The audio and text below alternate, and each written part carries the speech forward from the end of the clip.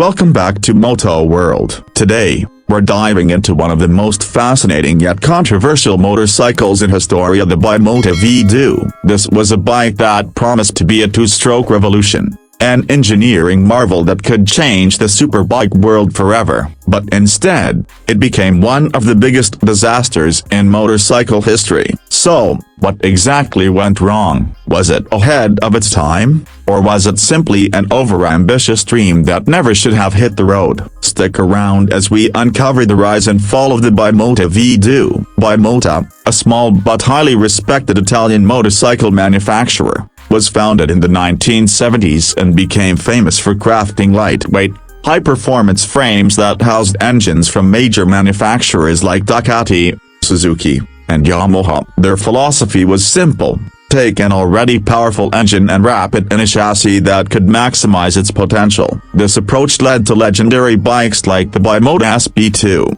the KB1, and later, the Tessie 1D, which featured a radical hub-center steering system. Bimota was a company that didn't just build motorcycles, they engineered masterpieces. But in the mid-1990s, Bimota made a bold move that would define its future, for better or worse. Instead of relying on another manufacturer's engine, they decided to develop their own. And they didn't just want any engine, they wanted to create the ultimate road-going two-stroke sport bike, a machine that could bring Grand Prix racing technology to the streets. The idea was ambitious but had enormous potential. During this period, two-stroke motorcycles were dominating the racetrack, offering incredible power-to-weight ratios and lightning-fast throttle response. However, due to increasingly strict emissions regulations, two-strokes were starting to disappear from road-going motorcycles. Bimota aimed to change that by developing a clean-burning two-stroke superbike that could comply with emissions standards while still delivering heart-pounding performance. Enter the Bimota V2,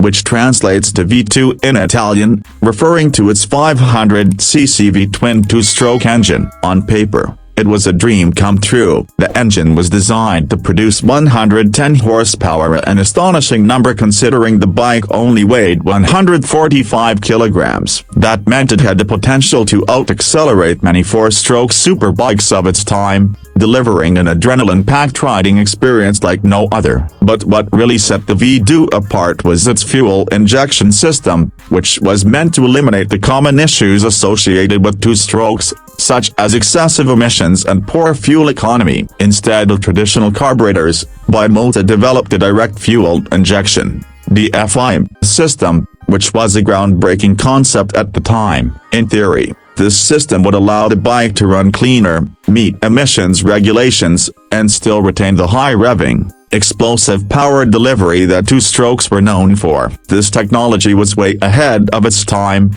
something that even major manufacturers had struggled to implement successfully. If Bimota could pull it off, the V2 would be a game-changer. But there was a big problem: the technology simply wasn't ready. When the first batch of V2 motorcycles reached customers in 1997, things started falling apart almost immediately. Riders reported a range of serious issues, from rough idling and unpredictable power delivery to outright engine failures. The fuel injection system, which was supposed to be the bike's biggest selling point, turned out to be its Achilles heel. The engine ran inconsistently, and in some cases, it was nearly impossible to ride properly. Many bikes wouldn't even start, and those that did often suffered from erratic performance. To make matters worse, the quality control was inconsistent, and many customers who had paid a premium for what they thought was a high-tech, race-inspired motorcycle ended up with a machine that barely worked. Bimota was flooded with complaints, and things quickly escalated to a full-blown crisis. The company was forced to recall the V2,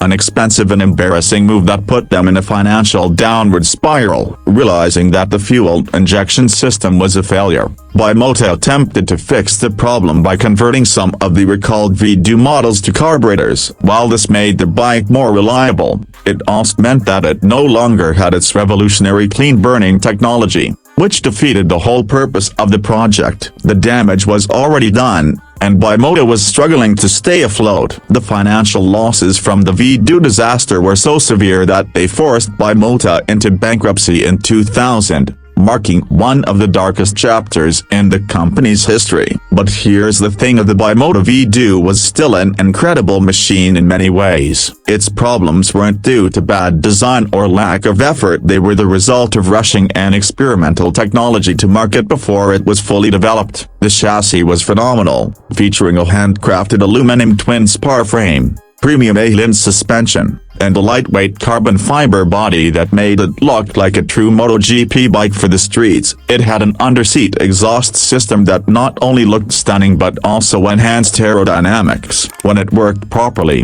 the V2 was blisteringly fast, nimble, and unlike anything else on the road. So, what happened to the V2 after its disastrous launch? Over time, some skilled mechanics and tuners managed to fix the bike's fuel injection system, making it run the way it was originally intended. Others converted it to carburetors, sacrificing innovation for reliability. And as time passed, the V2's reputation began to change. Instead of being seen as a failure, it became a legendary collector's item, a rare piece of motorcycling history that represented both bold ambition and painful lessons learned. Today, if you can find an original fuel-injected Bimoto V2, it's considered one of the rarest and most valuable motorcycles in the world. Prices at auctions can reach $40,000 or more, depending on the condition. The carbureted versions, while not as rare, are still highly sought after by enthusiasts who appreciate what the bike represents. Despite its flaws,